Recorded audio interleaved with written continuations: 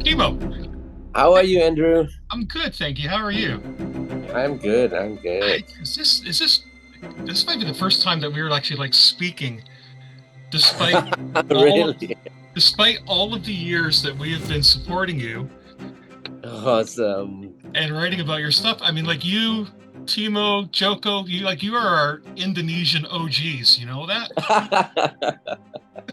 Yeah, we are there pretty little, early on actually from Screen Anarchy when it's back its name to Twitch, right? I think. Yeah, All yeah. right. We were on like Macabre, like we found you like we discovered you guys in Macabre, and it's been a roller coaster ride ever since. Yeah, man, definitely. Well, Okay. congratulations, first of all, on the latest film. Thank you. Thank Yeah. you. And so it's going to be opening this weekend here in North America. It's already Yes. opened back home in Indonesia. And so, how has the Yeah. response been to that? A funny thing that me and my film and Joko's film is head to head in this holiday season here in Indonesia, Uh, and it's it's pretty much neck to neck in terms of the numbers, and it's a two different type of film, but in the same genre. It's Joko's movies pretty much have its you know it's Joko's touch, and me, I'm kind of um, I'm kind of you know getting to the prequel of something that really big a few years back. So it's sort of mainstream versus mainstream, but in the Joko's touch. So yeah, mm. it's having a very good run, both of our film. So yeah, it's awesome. Yeah. So, Dancing Village, The Curse Begins is a prequel to a film that came out a couple of years ago. Yeah. So, and it's not uncommon for films to say this is based on a true story, and I think that's meant to carry some sort of weight or gravitas when it comes to horror films, because Mm, based on a true story, something happens. So, what mm. what does a Western audience need to know about the background of the Dancing Village films? Well, the background is this story originated from East Java. East Java is something that part of Indonesia that still have some sort of traditional village, and that's I think most of it, it's pretty much rural. So if we want to go there, it's pretty much needs to have a heavy traveling going towards the villages. And in that said, I mean, there's a lot of mysteries going on around there. It's something that Indonesian people really really looking into that part of an area, because in a few years back also there's a lot of stories about um, murderers and something to do with shaman, and there's a lot of happening in East Java. So the cultural roots there, it's pretty much heavy, and there's a lot of legendaries came from there, legendary stories, cultural, that rooted towards our nations also coming from there.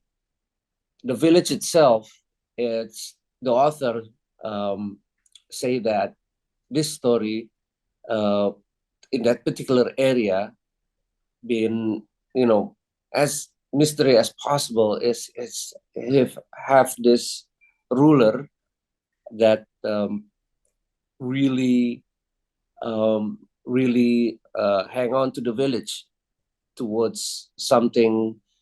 If you are villagers and you don't believe this, they said that their crops, their life, they cannot, they cannot revive. And I think that backstory, really rooted towards the real village there, and they actually do some rituals to make it right. And I think what interesting enough is so many Indonesians believe that kind of stuff, and especially in that area, and it's sort of becoming a tradition, and if you can see the neighboring island, it's pretty much close to Bali, have a similar culture behind it. Mhm. And this entity especially uh, is very particular in that certain area, and it's sort of connected towards other legendary stories around there. But right now we are telling the story about that specific area, and that specific entity that haunts this particular village. Mhm. And that spirit, Badarawuhi. Yes. Oh, awesome, man. You get it right. I don't do many things right, but yeah, sometimes pronunciation is okay. You made mention about the author. Now, this guy's a bit of an enigma, simple man, Yeah, simple and man. It's you've not already very simple, man. no, not very, but apparently make him out to be some kind of legend. Now, you've already directed something by him, Sewudino.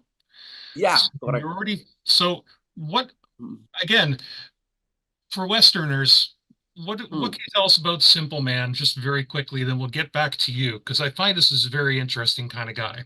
I don't know much about the guy, even though we work closely, but I don't know what why. I think he actually got this story and put it on the thread, and it's exploded. People Hmm. sort of like, okay, I think he is very good storyteller in terms of, because I'm not a Twitter guy, or I'm not an X guy who actually going through that, but people here really really like his thread, and something, because I think he's actually living in that area before, so he knows very closely about the story, and now knows how to present it in such a thread. And people here is actually reading that, and seeing that, and believing actually the stories. Hmm. I think Simple Man is just some Indonesian that actually live near that sort of village, because the stories actually evolve around that area, and that's what I know from the Simple Man. And and he and he actually can sum up the story and put it on the threads, and make it big. I think i think the guy, uh as a probably, like the like his identity is like a simple man. He's just a simple guy who actually lived around there and heard the story, and relay it towards the people. He has the inside scoop. He got the inside scoop, exactly. Yeah, it's interesting how not say universal, but Mm, international rural beliefs. 'Cause it reminds me of a short film that we saw as kids, or a short story called The Lottery. And mm, this town uh, through the lottery chooses a young, or whoever draws the short stick is stoned to death, basically, so they have good crops for the mm. following year. Yeah. And that is a terrible thing to show children. And I can't remember why we were shown this in grade school, but it just shows you what kind of sticks, what kind of sticks in your mind. But there's something Oh. about rural settings and rural beliefs Mm, that can translate from you from you in Indonesia, me here in mm, Canada. So we all mm, have these rural towns and rural beliefs that sort of drive society day to day. So it's kind of universal, right? I mean, I think I think if you see in even in South America or in Africa, I think they have that certain belief that kind of stuff exists, right? And that sort of ritual, it's sort of, you know, it eventually it's kind of universal in a way. Hmm. Mm. What keeps you coming back to supernatural horror? You do a lot of it. Yeah, yeah, So instead of like, instead of like branching out and doing something yeah, different, like you and Timo started out together and now he's kind of yeah, taken up the mantle of Gareth Evans and doing action cinema. But yeah. you've stayed the course and you always come back to supernatural and supernatural storylines and supernatural. What's the lure for you? Is it just something you're good at or just and why are you good at it? I think, I think, I don't know. It's just a passion for me to know those sort of stories, and it's intrigued me in a way.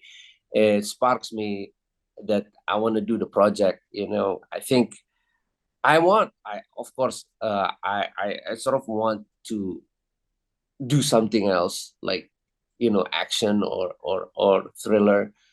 But the reality is, uh, here in Indonesia, the people really love that horror and supernatural horror and those kind of stuff, because I think the topic is very rooted in here.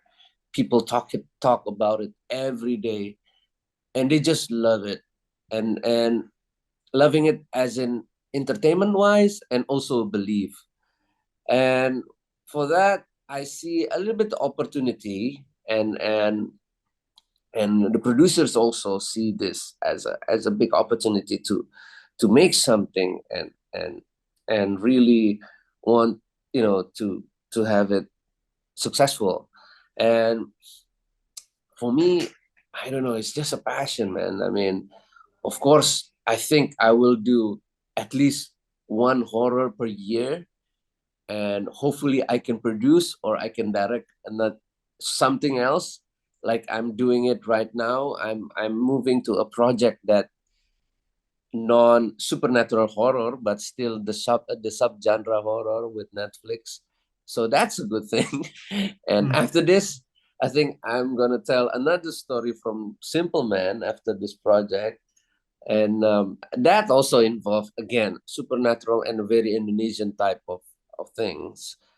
uh, I try to at least once a year came up with some sort of original story or something rooted from the culture here in Indonesia, and hopefully try to show it worldwide. That's my take on that.